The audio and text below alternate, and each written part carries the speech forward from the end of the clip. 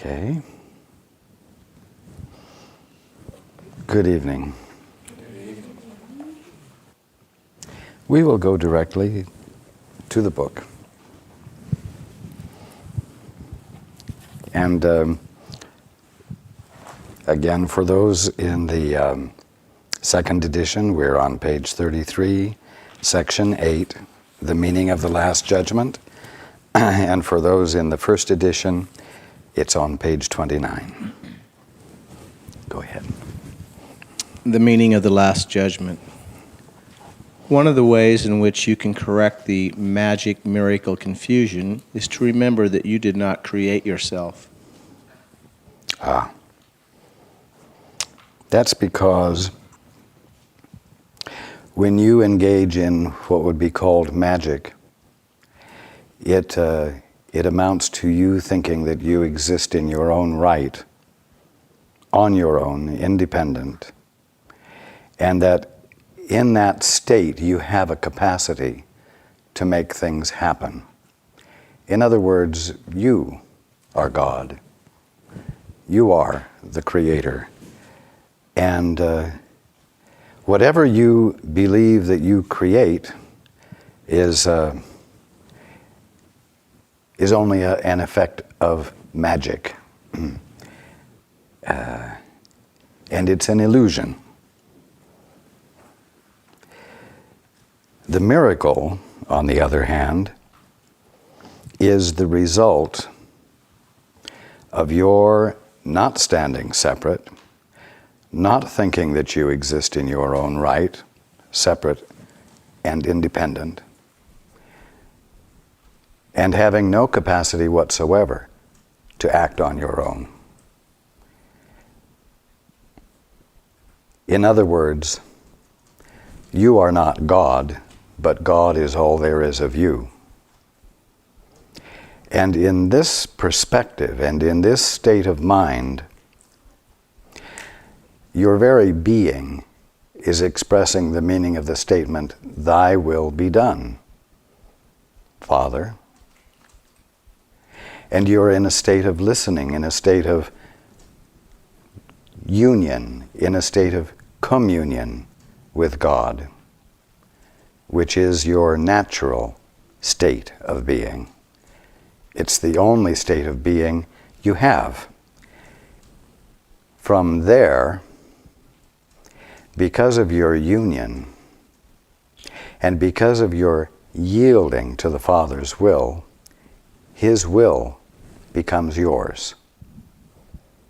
And you act out the presence of God. You embody God. You give expression to God. And when you begin to do that, as you are waking up, the result is what is called a miracle, a sudden shift of perception in you. That, as I've said before, causes you to behave in a new way, embody in a new way, no longer embodying magic or illusion.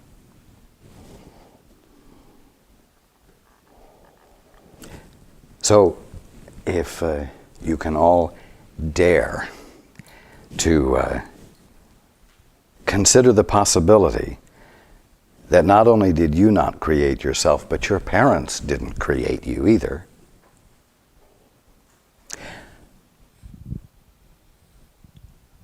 And that if there's anything there at all right where you are, it's God being all there is of you. Then confusion will leave, and what is embodied will be cohesive, will be unified, perfect, lovely, harmonizing. Everything you do will fit into the wholeness of creation as an integral part of the wholeness of creation. And you will see the happy dream begin to be manifested in the world. Again, the key lies in daring to consider the possibility that you are not self-created, and that you are not what you have come to the conclusion that you are based upon your ability to think and reason and come to conclusions. You are not self-created.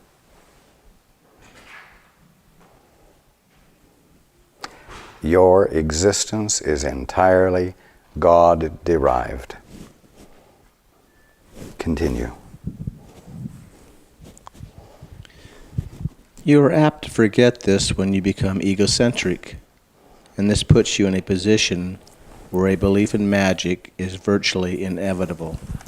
In fact, it's not only inevitable, it's going to seem to you to be absolutely necessary in order for you to survive.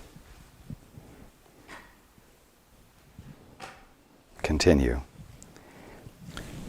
Your will to create was given you by your Creator, who is expressing the same will in His creation.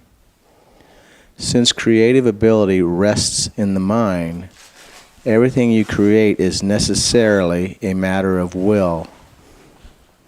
It also follows that whatever you alone make is real in your own sight, though not in the mind of God. This basic distinction leads directly into the real meaning of the Last Judgment. Since creative ability rests in the mind, and we've talked before about the fact that there are no idle thoughts. Every thought you have has an effect, whether real or not. Everything you create is necessarily a matter of will. And I'd like to make a little distinction here. When you are behaving as though you are self-created, the word will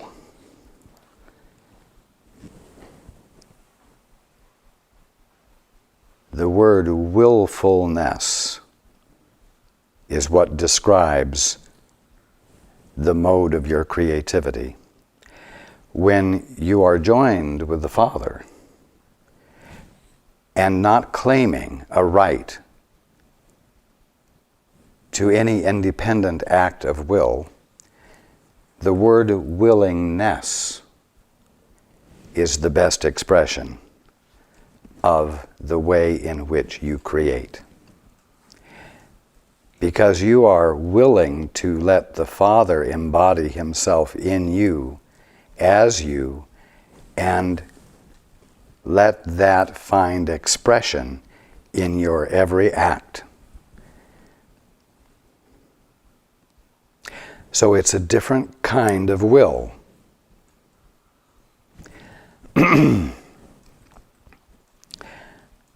Another distinction that needs to be made is that willfulness always embodies your fear and acts out defense.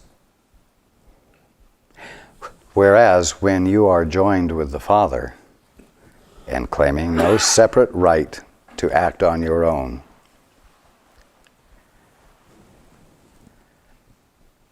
your acts embody embrace, inclusion, love,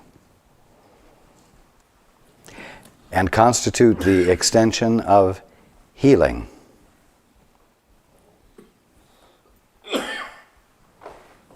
Let us continue. The Last Judgment is one of the most threatening ideas in your thinking. This is because you do not understand it. Judgment is not an attribute of God. It was brought into being only after the separation, when it became one of the many learning devices to be built into the overall plan. The overall plan of reawakening. Indeed.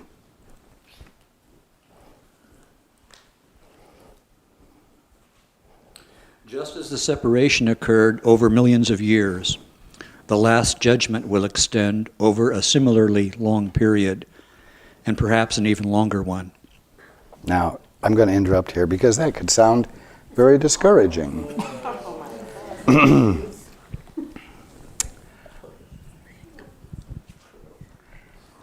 But I'm going to mention this.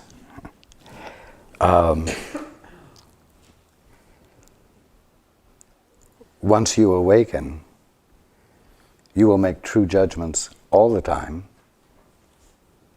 because that is natural to you. To recognize what is true and nothing else constitutes the very nature of being, with a capital B, your true being. And just as a habit isn't dropped lightly and requires of you persistence as a new habit develops, you will find yourself consciously practicing judgment, meaning the recognition of what is of value and nothing else. You will do that with persistence, but not because you're any longer overcoming an inclination to go back to the old habit.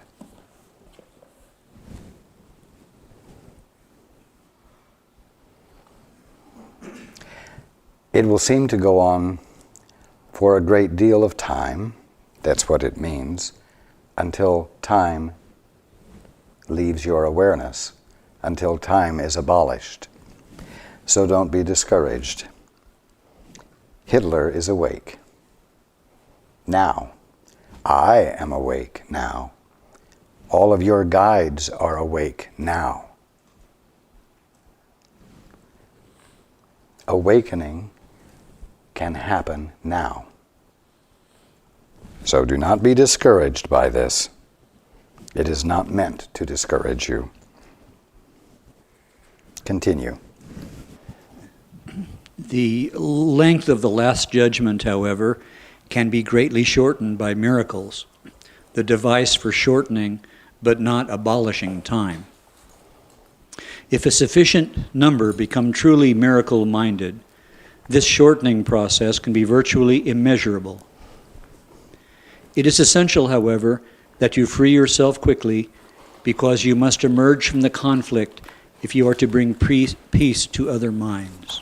And in the second edition it says, it is essential, however, that you free yourself from fear quickly, because you must emerge from the conflict if you are to bring peace to other minds.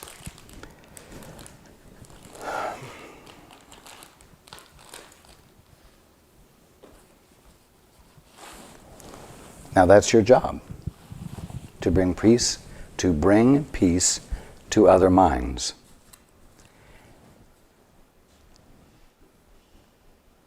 Relinquishing fear, abandoning it, is easy. And everyone who has meditated has demonstrated this to themselves. Abandoning fear is easy if you don't value it. So, abandoning fear so that you find yourself in your peace is something any of you can do at any moment during any day, and you can do it as often as you choose. That's not difficult. That is not going to take millions of years to accomplish. And so you have the capacity, all of you, today, to access your peace and be available to bring peace to other minds. Interesting, isn't it? That it's your job to bring peace. You could say that it's your job to wage peace instead of war. And I'll just take a moment to be utterly clear here. Waging peace, bringing peace to the minds of others, is accomplished by saying no to everything that is unlike peace. It isn't just a sweet, smiling, peaceful face and gentle demeanor. It is a gentle spirit capable of unequivocally saying no to that which doesn't represent peace, to that which doesn't embody peace. And then, in peace,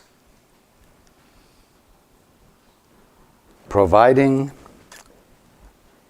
an irresistible invitation to your brother to join you in that peace and in the attitude of love that ensures that peace will be embodied further.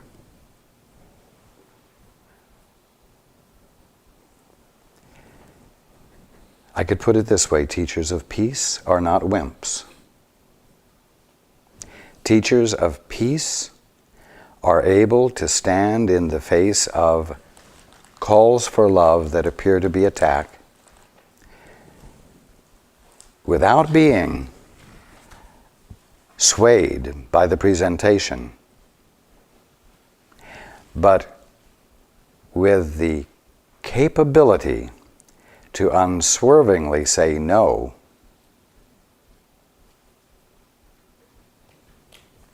an absolute no to that which doesn't support peace.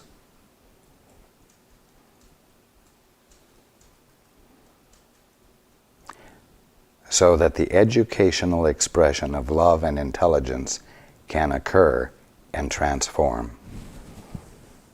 Let's continue. The Last Judgment is generally thought of as a procedure undertaken by God. Actually, it will be undertaken by my brothers with my help. And I'll tell you right now that that's what we're doing here every Thursday evening. And that's what happens every time any one of you joins with me or with your guide. I am helping you discern between what is real and what is not, so that you can choose for what is and abandon what is not. Withdraw your investment in what is not. Continue. It is a final healing rather than a meting out of punishment, however much you may think that punishment is deserved. Punishment is a concept totally opposed to right-mindedness, and the aim of the Last Judgment is to restore right-mindedness to you. The Last Judgment might be called a process of right evaluation. Read that sentence again. The Last Judgment might be called a process of right evaluation. And so actually, the word last doesn't mean quite what you thought it did. Continue. It simply means that everyone will finally come to understand what is worthy and what is not. Yes. In other words, you will spontaneously and easily make the distinction between what is worthy and what is not. you will be able to distinguish the tares from the wheat. Continue.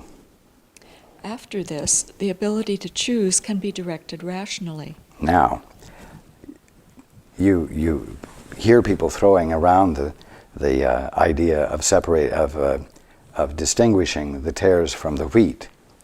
And you wait until the tares and the wheat are full grown, because that's when you can finally recognize the difference. When they're young, they all look the same. And so if you try to separate it then, you will throw out the good with the bad. You have to distinguish between the tares and the wheat, and then what? You have to separate the tares from the wheat. An act occurs. A decision that governs your actions occurs.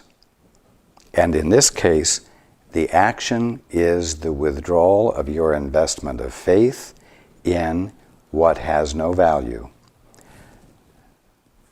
Even if everyone else mutually agrees that what you are abandoning is of value still. Continue. Until this distinction is made, however, the vacillations between free and imprisoned will cannot but continue. Important point.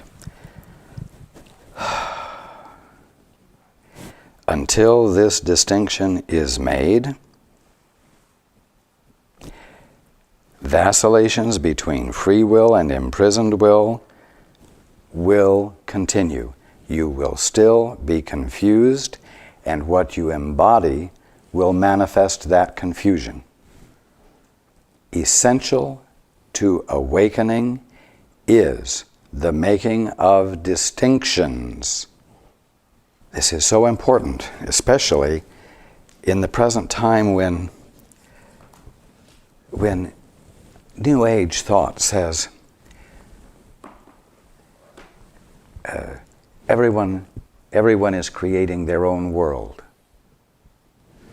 And it's not appropriate to interfere with someone else's point of view. It is a laissez-faire attitude, an anything goes attitude, where no distinction between what is of value and what is not is being made. And the result of that is, for lack of better words, the breakdown of the moral fiber of society. Nothing's right or wrong. Thinking makes it so. And whatever you make up, hey, that's your right. Whatever I make up, hey, that's my right. But there is a groundedness of being.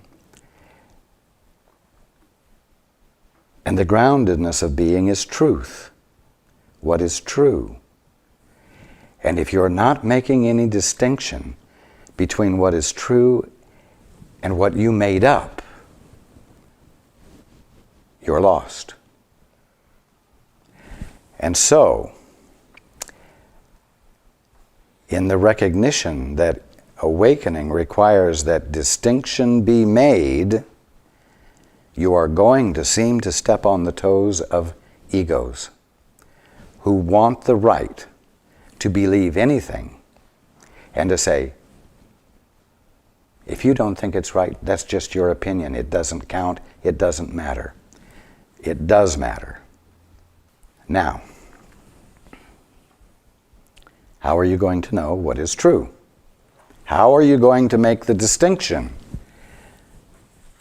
You're going to have to ask somebody who knows the difference. You're going to have to become a student. You're going to have to say, you know, I'm willing to believe that I don't know what the truth is at the moment, and I want someone who does truly know what the truth is to help me make the distinction. And that is exactly what every one of your guides is for. To help you redefine by distinguishing correctly between illusions that you think are real and realities that are real. Because you know what? You're not experiencing total illusion. You're experiencing reality mixed in with a lot of misunderstandings, a lot of mutually agreed upon definitions that in the end were made as a defense against knowing the truth.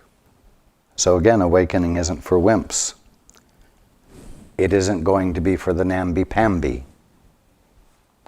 It's going to be for those who are willing to take on the task of making distinctions where everyone else doesn't want to make distinctions.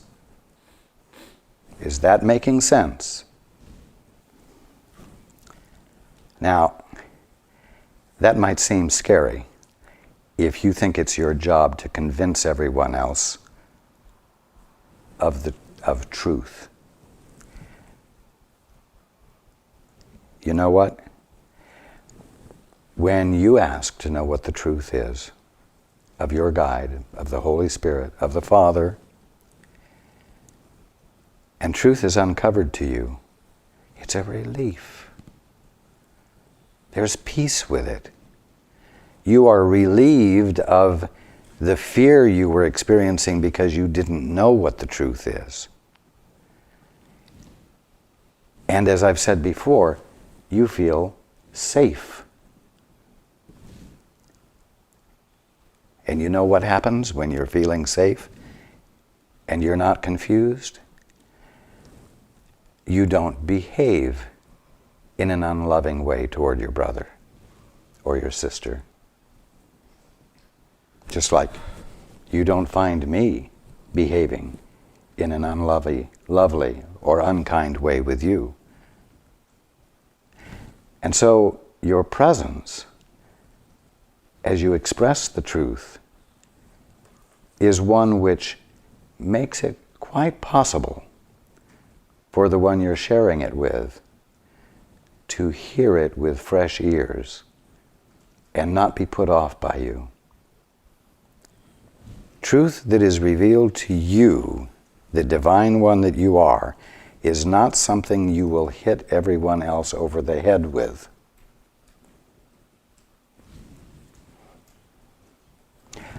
There will be no contest to it.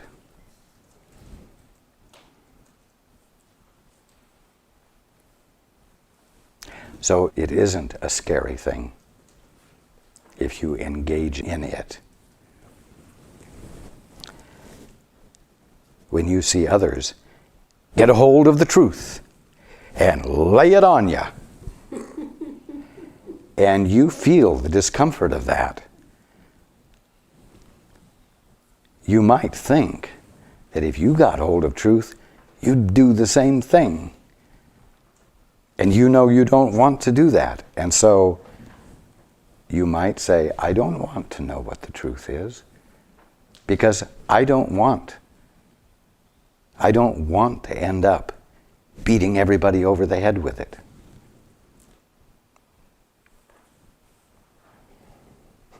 So,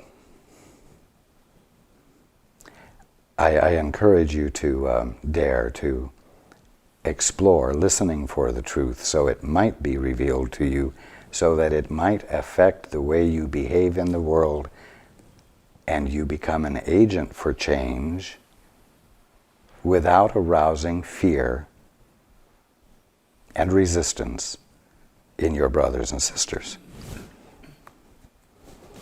Continue. The first step toward freedom involves a sorting out of the false from the true. This is a process of separation in the constructive sense and reflects the true meaning of the apocalypse. Do you know what? There's only 3 things God won't let you have. Only 3 things He won't let you have: sin, disease, and death. The apocalypse is the sorting out of those 3 things, So they are sorted out of your experience.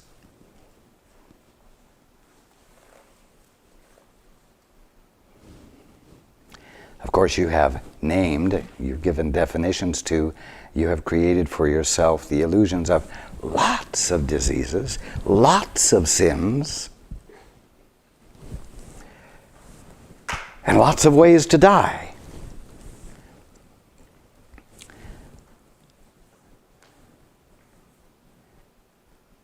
But that really doesn't complicate anything at all, because there are only three things: sin, disease, and death, no matter by how many names you call it.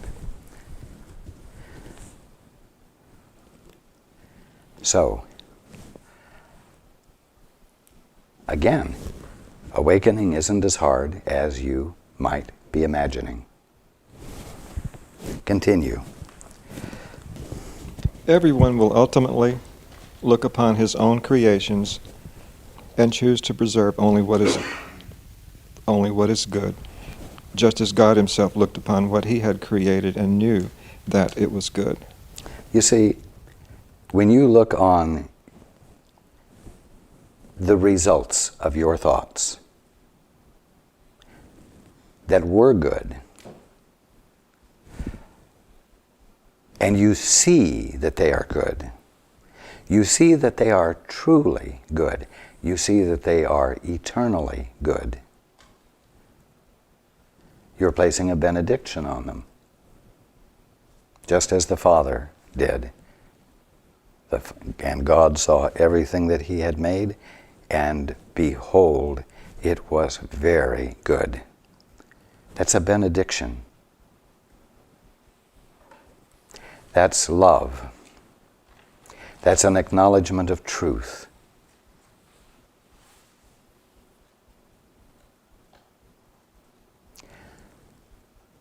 So do you see that the making of the distinction between what's of value and what isn't